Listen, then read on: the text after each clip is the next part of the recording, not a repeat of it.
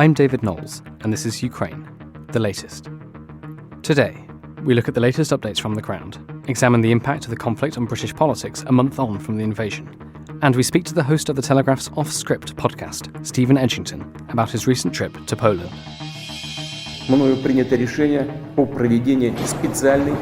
This hideous and barbaric venture of Vladimir Putin must end in failure. Nobody's going to break us. We're strong. We're Ukrainians. Every weekday afternoon, I sit down with leading journalists from the Telegraph's London newsroom and our teams reporting on the ground to bring you the latest news and analysis on the war in Ukraine.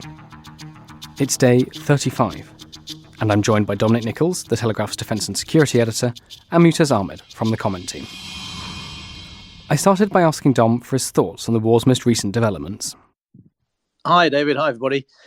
Last 24 hours, fairly quiet as we've seen in recent days. Russia has reverted to the tactic we've seen of late of long-range artillery and shelling. So Kyiv and Chernihiv were hit overnight. This idea or the message that Russia put out that they were going to sort of suspend or cease or what have you, draw down their operations in those areas to concentrate in the east and the Donbass is likely happening. I mean, there's evidence that they are moving back over the border into Belarus for reorganization, reconstitution and repair. Of course, that doesn't mean there's a ceasefire or doesn't mean there's any cessation in hostilities. So it shouldn't surprise us that there's continued shelling and shouldn't surprise us that there was kind of heavier shelling than normal. It's a bit of a statement. I mean, I think most people watching would suggest that Russia's moved or concentration on the east is a tacit admission that they realise they can't compete on all these strategic fronts that we've talked about recently, and so unsurprisingly they've gone back to the sort of heavy shelling. So that's what we saw overnight there. I mean, British MOD was saying that this move is to likely compensate for the admission that they were struggling to maintain more than one axis of advance. The only other thing overnight is there was a very large explosion inside Russia at an ammunition site in Belgorod, which is about 20 k's inside Russia, just across the border from Kharkiv, same distance inside Russia as Kharkiv is to on the Ukrainian side of the border. Huge explosion there. Don't know what it was. Various suggestions. It was either a missile strike or possibly Ukrainian special ops forces, or possibly mishandling. Russia has a bit of form of mishandling ammunition. There was a site in August 2019, another one October the following year that went up that suggests that their ammunition handling procedures or the age of some of the weapons that are stored in these places are not quite as they should be, ideally. And that might be what happened last night. We don't know. But what we do know for sure is that this site has suffered sustained damage. And I'll pause there. Thanks very much, Dom. There's one thing I just want to ask you about as well. Ukraine's armed forces say there's a danger of ammunition exploding at Chernobyl nuclear power station. So there's still issues around Chernobyl. Can you just update us as to the latest there? So the Russians are occupying it and the Ukrainians are getting worried. Yeah, that's it in a nutshell. I mean, basically these sites, and the Chernobyl site in particular, can't just be left to fester on its own. There's a huge amount of work that's gone on there for the last few decades, since '86, since it exploded, to keep it safe.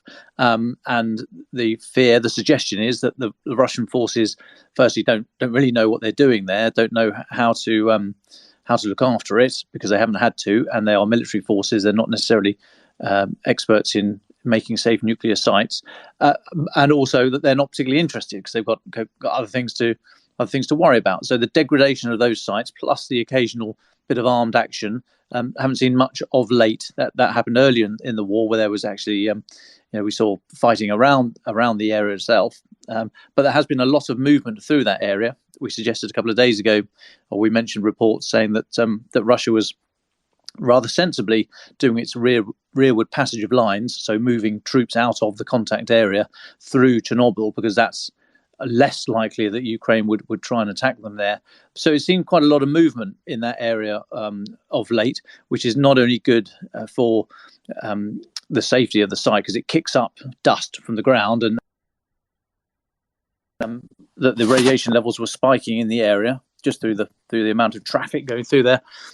But also, if they're not looking after any ammunition that's in the area and allowing it to either be hit, that also is an extremely dangerous place to be storing unsafe ammunition. So it's a pretty worrying turn of events. The sooner that place can be sealed down or avoided, or have some sort of local arrangement between Ukraine and Russia to make it safe and uncontested, the better, quite frankly. Thanks very much, Dom. For Mutaz and Dom, there seems to be quite a lot of movement in the diplomatic arena as well. Sergei Lavrov is in China and he's heading to India next week. Could we talk a little bit about that? I know there might not be much to say, but it looks as if Russia's trying to patch up some of its alliances, which have come under some strain in the past month. Yes, and that's necessary for Russia because it's found that its military adventurism has backfired, and it is now looking for a way out, a way to save face without looking totally defeated before the domestic Russian population. And to do that, it's going to need as much support as it can get from the likes of China and India, and it's going to need Turkey to stay somewhat neutral. The talks in Istanbul have been relatively positive. I mean, I've spoken to two types of people. There are those who say the Russians have never negotiated in good faith. This isn't a good faith negotiation.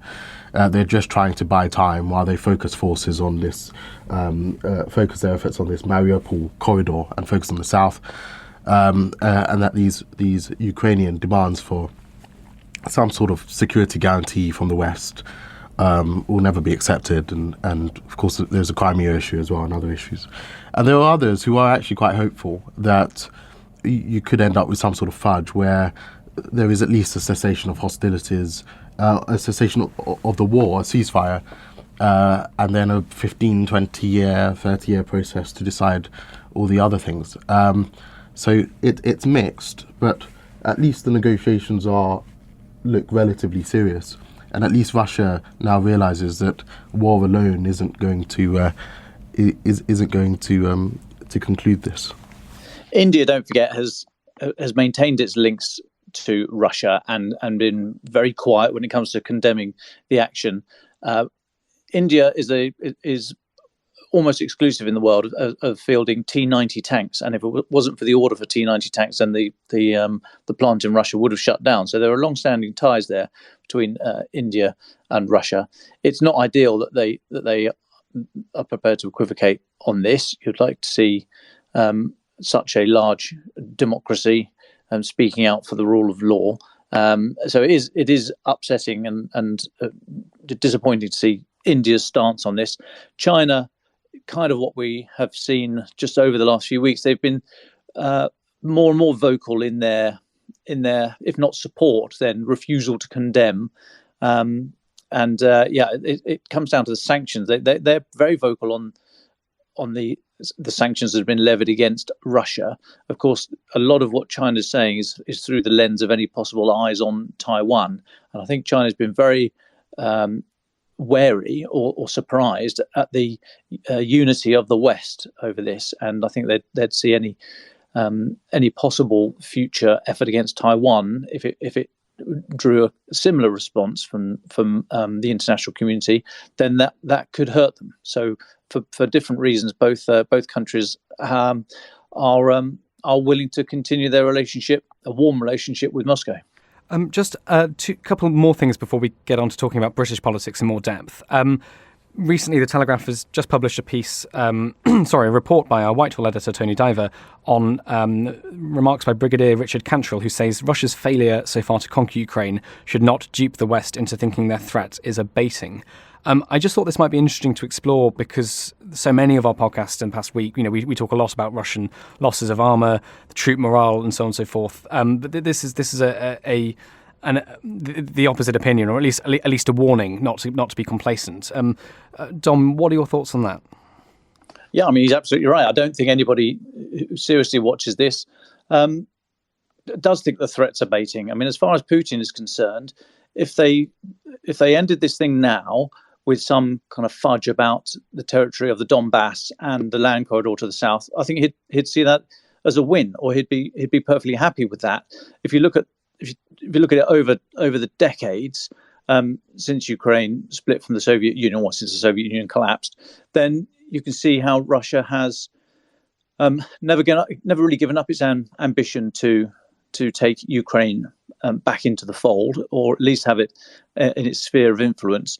So in 2014, we saw the action in the south and against Crimea, and the rise of the separatist areas to the east of Ukraine. I mean, so even though there was an ugly stalemate, they were still fighting. Some people were still dying every month in that line of control in the east. I think it's now kind of beyond sensible debate that Crimea is not going back to Ukraine. It would take a huge force of will and international politics to make that happen. So you can see a scenario that Putin can see his aim slowly edging in the right direction. So if he sees this as another, he'd love to have taken the whole country, of course. He'd love to have cut Kyiv off in a lightning strike in the first hours of the war. That didn't happen. But he doesn't really care about the number of people that he's killing to do this. So if he sees this as incrementally moving towards a position he wants to be in the long term, and his territorial gains are not removed, and he sees there is some win from this aggression, then he's going to be more emboldened in the future. So if there is a messy ceasefire now, I think that's not going to be the end of it. I think he would see this as a time to rearm, hopefully learn from what's happened here, re-equip and retrain his forces, and have a go again in another few years. So we've got to be very, very careful about this. I mean, Russia has received a bloody nose here, but I don't think he cares. And so it's absolutely right not to underestimate Russia, and to see that Ukraine is still in a very precarious position.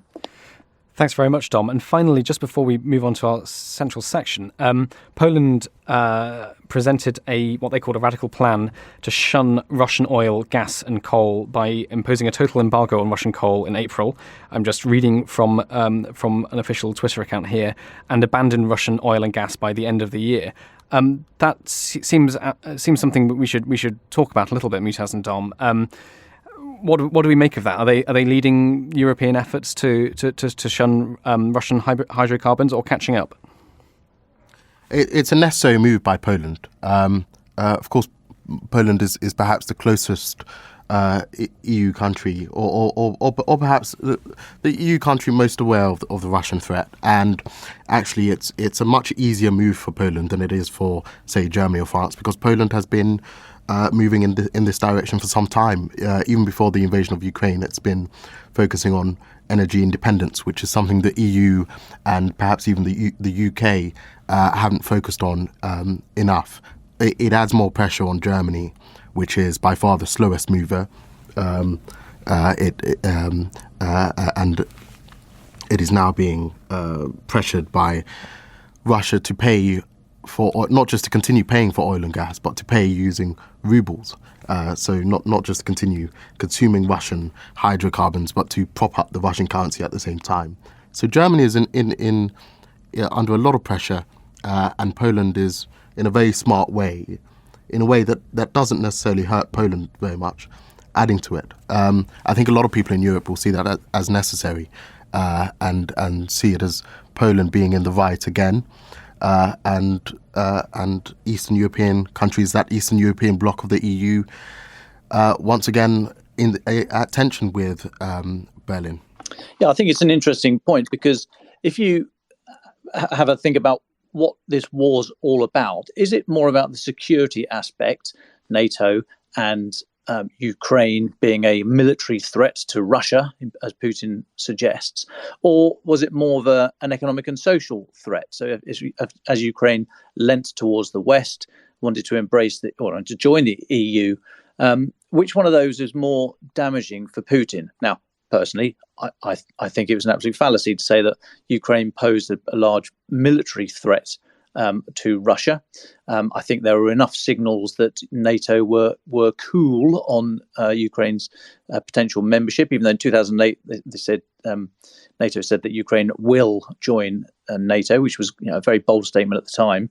But I think most people would see that we kind of rode back a little bit from that idea. But in terms of the EU, it's more interesting because as Ukraine leant towards the West and was interwoven with society and a Western way of thinking, that in itself is a challenge to Russia to have this prosperous, lively, vibrant, exciting place to live that's a former Soviet republic on the border of Russia, demonstrating the power of democracy. That was a real threat to Putin. So what is the greater threat for him? The sort of EU or NATO, to boil it right down. And I mean, I spoke to Malcolm Chalmers, the Director General of RUSI this morning, and he was saying basically Ukraine's gone through a system reset, a sort of revert to factory settings over the last few years, and is trying to ditch the old Soviet / Russian model and trying to squirt in a bit of Western EU code, and that shift in how the country sees itself and where it sees its future, I think, was possibly much more of a reason for this war than the hard security military edge. And if that's the case, then those things are going to endure long after this. So as I said a few moments ago, if Putin and Russia are not ejected in pretty maximalist terms from the territory of Ukraine, then I think they will just see this as the latest round in a long fight, and there'll be more to come. Thank you very much, Tom. Thank you, Musaz. Talking politics, now we're going to talk a little bit about the impact of the Ukrainian conflict on British politics. Usually every Wednesday we do a politics space post PM Hughes, that's Prime Minister's Questions for our international listeners. And I thought it'd be interesting to look at a month on how the conflict has impacted on Boris Johnson. And again, for our international listeners, we know that the Ukrainian conflict has hugely impacted on all of our politics, but as a British newspaper, we're probably best placed to throw some light on President Volodymyr Zelensky's, one of his staunchest allies in the British PM. And it'd be good to dig into that a little bit and explain what position Boris was in before this conflict, how it's impacted on him, and whether it's making much of a difference, if any, on his decisions to do with Ukraine. So, Musaz Ahmed, would you give our listeners a sense of Boris Johnson's position on the outbreak of the conflict, just so we can give some background into how he's behaving now? Just before the conflict, just before the invasion, the Prime Minister was on the ropes. We were coming on this podcast, on these spaces, asking whether he could survive the Partygate scandal, and it is a scandal, where his officials and perhaps even he himself were breaking COVID rules that they set for the rest of the country. And at the time, a lot of us thought it was inevitable that the letter threshold to trigger a vote of no confidence in the Prime Minister would be met, and that he would be fighting for his political life. Then Ukraine happened. And it was interesting that at the time, one of the arguments the Prime Minister's allies used was, we could be facing a war in Europe. Do you really want to depose the Prime Minister at this time? And it turned out that their argument, with the aid of an actual invasion, convinced the Conservative Parliamentary Party. So fast forward, skip over the war and come back to UK politics. Yesterday you had every Conservative MP trooping into the Park Plaza Hotel on Westminster Bridge to have dinner and drinks with the Prime Minister. So that's the change, right? We've gone from the Conservative Party in full revolt, backbenchers in full revolt, very senior Tories like David Davis telling the Prime Minister to go publicly, to now people like David Davis and Ian Duncan Smith, crossing the bridge, going to the Park Plaza Hotel to have a good time. Some would call it a party with the Prime Minister. That's what Ukraine has done in terms of the Prime Minister's standing. The second thing is that if we're looking at the impact on UK politics as a whole, there was a moment of unity when the invasion happened, because Britain's strong stance on Putin and Russia is now a cross-party position. There is full consensus that Britain needs to be hawkish on the question of, anything to do with the Kremlin, and that's as a result of the Salisbury poisonings. That's as a result of regret, actually, over Syria and the failure to intervene there. So we saw Keir Starmer, the leader of the Labour Party, and Boris Johnson unite on that question. Today, at Prime Minister's Questions, not one of the questions posed to Boris Johnson was about Ukraine. It was about taxation, and it was about Partygate. And it feels like we're back to where we were just before the invasion, and that suggests that perhaps the consequences of Ukraine on British politics will not be as permanent or even as long standing as we once assumed.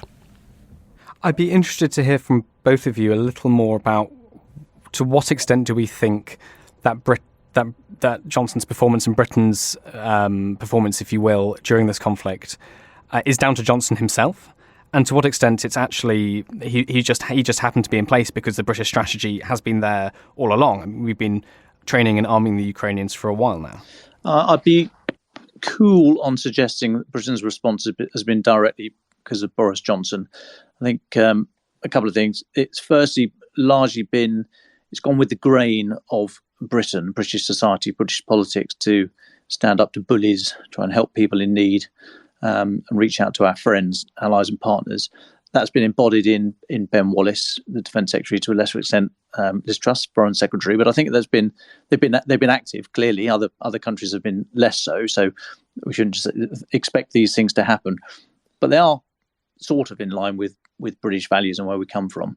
I think other things might give a bit of a steer on where the Prime Minister's coming from. So the somewhat lackluster effort to get Ukrainian refugees into the country, which is a wider policy question that needs to draw in a lot of different departments, get some heads together, make some plans, get some compromises, work some problems through. That's been less good, which could have helped by an injection of political capital, time and effort from the top. And also some of the language he's used, sort of claiming the other day, talking about these 6,000 missiles that Britain was going to supply. I mean, they actually, when you dig into it, they were promised at the donor conference that Britain convened a couple of weeks ago. And so, yes, it's 6,000 missiles, but not all from Britain. I mean, it was coming from a number of different places. It was coming to Britain, most of them coming to Britain for onward transport by the Royal Air Force. But it was a bit casual with the language. So was that helpfully sort of suggesting that we were doing more than we actually are? And I think we're doing quite a lot, but we didn't need any more extra kudos. Or was that loose language because he didn't have a grasp of the detail? I'm not sure. I think Boris Johnson's known for fairly good grasp of detail. So I think yes, I don't look at what I consider to be a pretty strong response from the UK in this crisis to be solely or possibly even largely down to the Prime Minister. I think he's a sort of lucky beneficiary sitting on top of all this sort of good action being taken by various people in various areas across government. Yeah, just to add to that, Britain has been perhaps the most hawkish country on Russia for years now, since Cameron, definitely since Cameron. On the question of Nord Stream 2, the position has been pretty consistent, much more consistent actually than the leadership from Washington DC. Joe Biden was softer on Nord Stream 2 than either Boris Johnson or Theresa May or even David Cameron were. But allies of Boris Johnson would say this. They'd say, remember, I believe it was 2018, I may have got that year wrong, but when the Salisbury poisonings happened, Britain's response then was very strong, and there was a coordinated expulsion of Russian diplomats from across the world. And who was Foreign Secretary at that time? It was Boris Johnson. And so they would say that for many of these years, for at least 4 or 5 years, he's been spearheading this Western, this bloc of Britain plus Eastern European countries in encouraging countries like Germany and France to take a harder line stance on Kremlin thuggery. And they would say that it's that experience as Foreign Secretary that allowed him really to pounce on this Ukraine question very early on to develop this very close relationship with Zelensky. And it's been extraordinary, the things Zelensky has said about Boris Johnson. There hasn't been criticism of Boris Johnson from Zelensky in the way that he's criticised Scholz and Merkel and even Joe Biden. So Boris Johnson's allies would say that when it comes to, taking a very strong line on Russia, it's been Boris Johnson. And they would say that many Eastern European leaders would agree with that analysis and that Zelensky agrees with it too. And I think it'll be interesting once, hopefully, things calm down a little bit to figure out the exact dynamic between Boris Johnson and Zelensky, because it appears that they text quite often, just as Boris Johnson texts a lot with Mohammed bin Salman from Saudi Arabia. This informal approach to international politics, this man-to-man approach from the Prime Minister may have helped him sort of get a sense of the Ukrainian mindset and Zelensky's mindset. I don't know. So his allies would say his unique style of leadership actually helped. Thanks very much, Mutaz. I just want to ask one more question of you, and you sort of touched upon it earlier, I think. But to our international listeners and even our British listeners, you mentioned that today at PMQs, the questions weren't about Ukraine. They're about taxes, they're about Partygate, that sort of thing. So quickly, what should we know about his position now, heading into the next few weeks of this crisis? What should we know about his domestic position? As things stand, it's pretty strong. Conservative MPs who submitted letters of no confidence in their leader, such as Andrew Bridgen, have been forced to retract those letters just a few weeks later. That's a humiliation for them, the rebels. So Boris Johnson's in a good position now. Where there is risk for him is there are two big risks. The first is that this Partygate scandal clearly hasn't gone away. It's back now. Even a war in Ukraine didn't stop it from completely coming off the agenda. And we know that these fines which are going to be issued to people who were at these parties, they're going to come in tranches. So we saw 20 yesterday. There are probably going to be another dozen or more soon. And one of the people who may receive a fine is the Prime Minister himself, at which point, he could be accused of misleading Parliament, of breaking the ministerial code, and there will be some pressure on him to resign. His most senior civil servant, the Cabinet Secretary, may receive a fine. His Chancellor may receive a fine. So there's lots of risk there. But I think the consensus in Westminster now is that even if he does receive a fine, he'll probably survive it. The second risk is that the war in Ukraine has added to the cost of living crisis. We were already going to face huge economic consequences for 2 years of lockdown. There was already going to be a squeeze on energy prices. Oil prices were already pretty high. We were already seeing some post-lockdown inflation, and the war in Ukraine has exacerbated that a great deal. And it looks now that inflation across the West isn't going to be transitory. It's not going to be temporary. It's going to be a pretty permanent feature, in part because of the war in Ukraine, and that squeezes people's pockets. And he may ultimately, though Ukraine helped him survive in the short term, he may pay a pretty heavy price at the polls in the next general election as a result of all these financial consequences. So the picture is mixed, but he'll be happy that he's still Prime Minister, and he has, unfortunately, the conflict to thank for that, and being a war leader to thank. Thank you very much, Mutaz. Just before we finish, Dom, do you have any thoughts about the UK's new Arctic strategy that's been released? If you could give us just a quick sense of what is it, and what does it involve? So the British military have said we need to refocus the attention back to the Arctic and the high north as we used to have. I mean, that's why this massive NATO exercise, about 30,000 people, exercise cold response, is happening at the moment. So don't take your eyes off that northern flank. What do we mean by that? That's kind of from northern Norway either for any potential Russian move on the ground through there, or more importantly, the submarines that come through there. The old Greenland, Iceland, UK gap needs to be regenerated. There's been some new tech gone in there, as in acoustic sensors on the seabed to listen for Russian submarines coming out, trying to break out into the North Atlantic, looking for primarily the British and the French nuclear-armed and nuclear-powered submarines, but also the Americans as well. So that whole area is an area of sharp focus in recent years, which has gone on the back of Russian remilitarization over the last couple of decades. The submarine fleet of which has been a big beneficiary of that.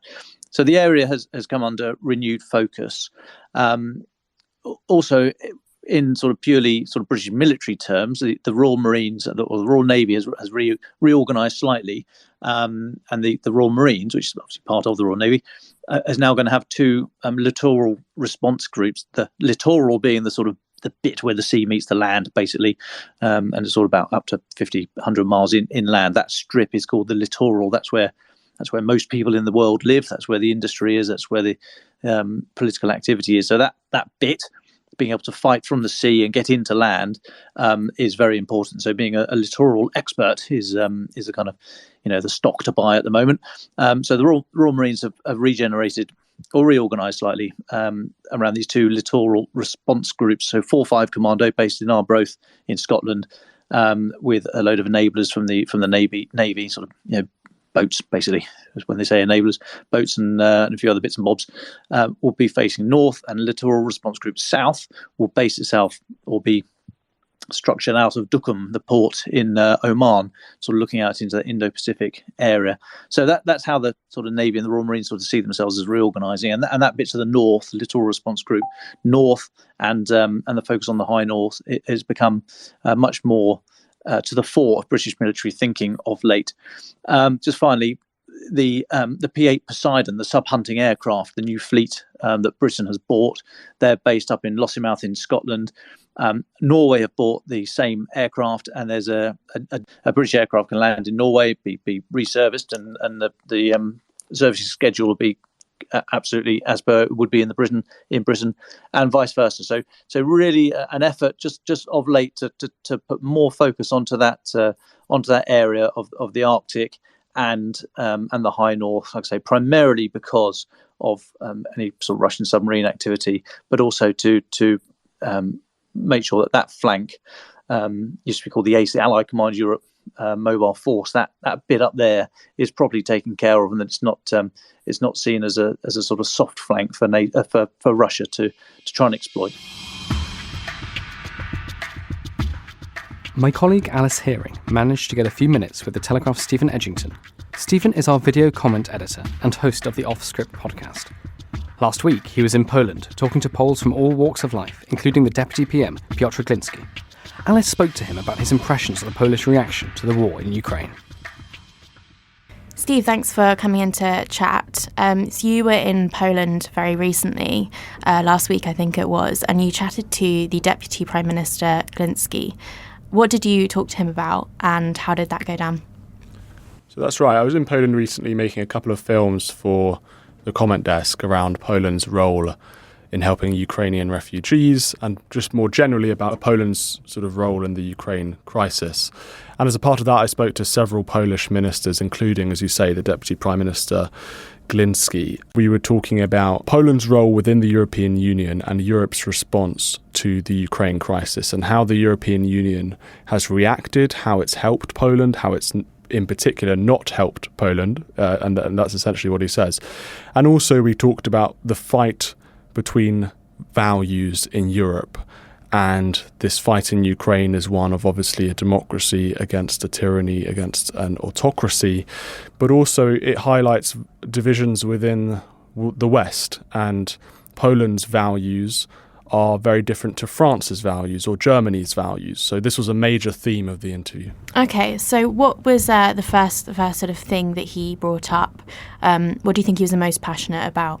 Yeah, well, we started the interview by talking about Britain and Britain's relationship with Poland, in particular, our historic relationship. So I asked Gliński, what does Britain mean to you? And he basically said that our culture was fantastic and we have this fantastic national heritage. But when I dug a little further, it wasn't necessarily the best and most positive comments that I was expecting. He talked about the sort of betrayal of Poland during the Second World War, when France and Britain failed to come to Poland's aid, both during its Nazi invasion and during its Soviet occupation. Obviously, from our perspective, it was very difficult to intervene in both those areas. But from Poland's viewpoint, we really betrayed them there. And Winston Churchill's actions, for example, were really not good for Poland. So he was upset about that. But then I also mentioned something which is really interesting, and that he was part of what was called the Solidarity movement back in the 1980s. Now, the Solidarity movement was basically a movement of trade unionists in Poland who campaigned for free and democratic elections and for economic liberalisation within Poland against the Soviet rule, against the communists who were in power in Poland. And Margaret Thatcher was a huge supporter of the Solidarity movement in the 80s. She made a speech in the early 80s when the Soviets brutally repressed the Solidarity movement. And later on in the 80s, in 1988, she visited Warsaw and she laid a wreath at the tomb of the unknown soldier. And again, she made supportive comments about the Solidarity movement. And it was only a couple of years later that movement was successful in toppling the communist regime. Now, as I said, Glinski was a member of this movement. So I asked about what he thought of Thatcher and her support of this. And this is where his comments become a bit more positive. And he remembers this historic relationship that we've had with Britain. And that brings us to today, because Britain and Poland have been fighting, in a way, for liberty and freedom ever since the Cold War. And we've been cooperating through NATO and through other sort of military exercises. And in recent weeks and months, Boris Johnson and Poland and Ukraine have formed a sort of military alliance. They've signed a sort of trilateral agreement.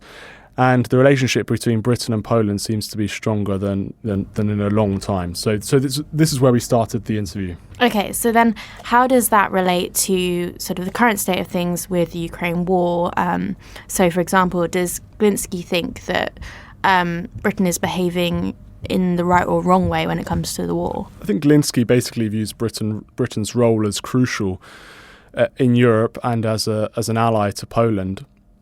I asked about Britain's relationship with Poland in comparison to France's relationship with Poland and Germany's relationship with Poland and the EU's relationship with Poland. And he basically said that it's completely different because Britain is no longer a member of the European Union. So the question arises, has the relationship become worse or better since Brexit? And obviously many people say that Brexit has completely diminished Britain's role in the world. Glinski actually said the entirely opposite of that. He said that Brexit has helped Britain and Poland's relationship become better because Britain is now free from the shackles of the European Union and the sort of restrictions that Brussels has on foreign policy. And that's enabled a much closer relationship with London and Warsaw since we left the EU. So it was interesting to hear those comments. And I think in more recent weeks and months, the military cooperation has increased, and he basically views Britain as one of the most crucial allies Poland has in Europe in relation to this current crisis. Is that in terms of how Britain is helping them with the refugee crisis specifically, or are there other aspects, such as the way that Russia is responding to sanctions and that sort of thing? I think it's in particular Britain's military support for NATO that has been a historic reason that Poland and Britain have got on. And Britain has been supplying troops to Eastern Europe for a long time.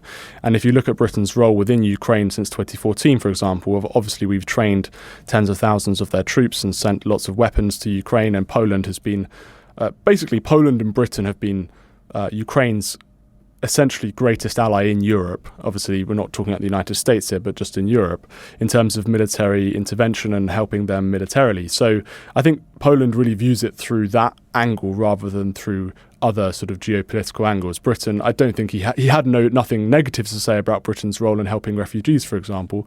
But at the same time, it wasn't exactly the highest thing on his priority when he was talking about our relationship.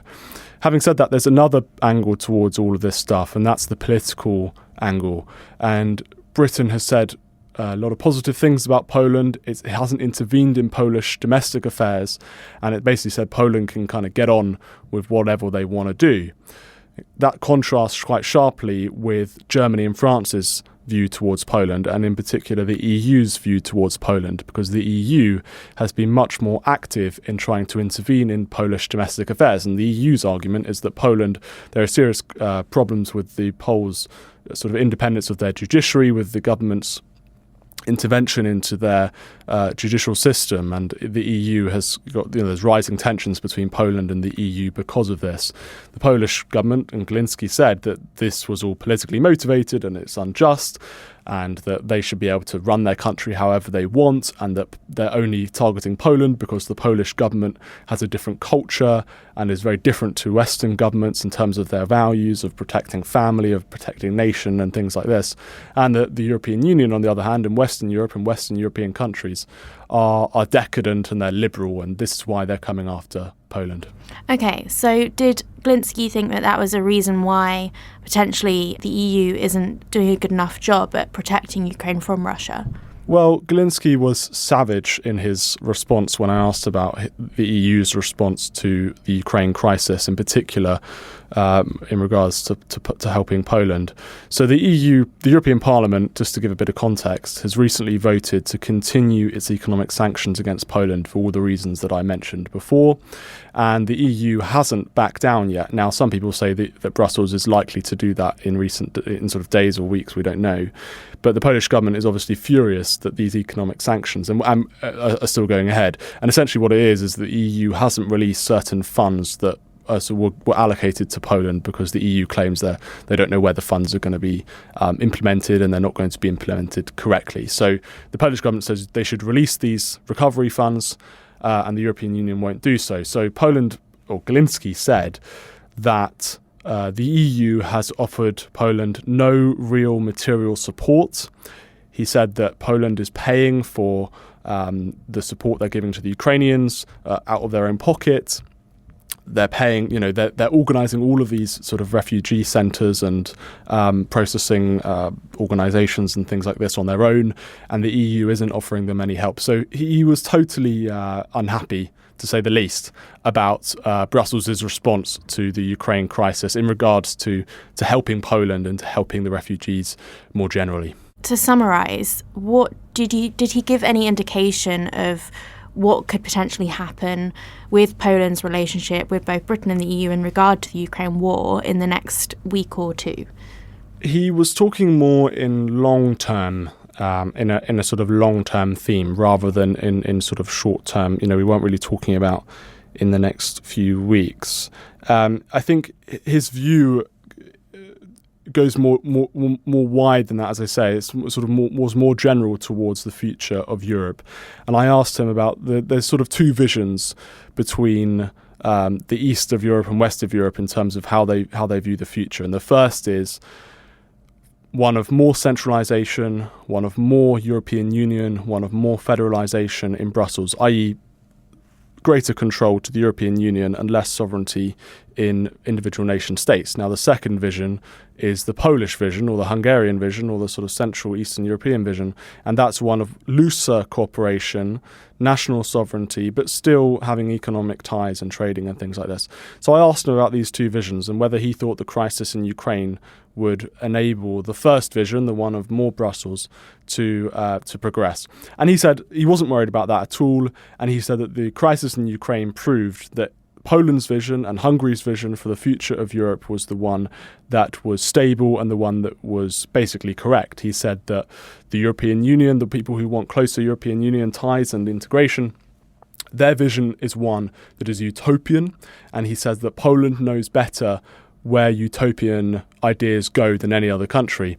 And what he was referring to was the communist regime, and he even talked about 100 million victims of the communist regime in relation to this European Union, this vision of a European superstate. So basically, his argument was that this war in Ukraine proves that you have to fight. You have to fight for your nation, you have to fight for your survival, you have to fight for your values, you have to fight for your family. And the Ukrainians have been exceptional in doing all of these things. And when you compare these values to the values of Western Europe, in particular France and in particular Germany, there's a huge contrast. The Germans, and maybe even the Poles, he said, he wasn't sure, or the British or the French, they may not be ready to fight for their values. They may not be ready to sacrifice their life for their nation and for their family. And this is the warning that he had, was that Europeans need to be ready to fight and to die for their nation, and he's unsure whether we're ready to do so. To stay on top of all of our Ukraine news, analysis and dispatches from the ground, subscribe to The Telegraph. You can get your first 30 days completely free at telegraph.co.uk/audio, or sign up to Dispatches, our daily Ukraine newsletter, which brings stories from our award-winning foreign correspondents straight to your inbox. You can listen to this conversation live at 1 p.m. each weekday on Twitter Spaces. Follow The Telegraph on Twitter so that you don't miss it. If you found this show helpful, follow Ukraine, the latest, on your podcast app. And if there's something we could do to make it even more useful, do let us know. You can email podcasts@telegraph.co.uk. Ukraine, the latest is produced by Louisa Wells and Giles Gear. And on Twitter, Gemma Farrell.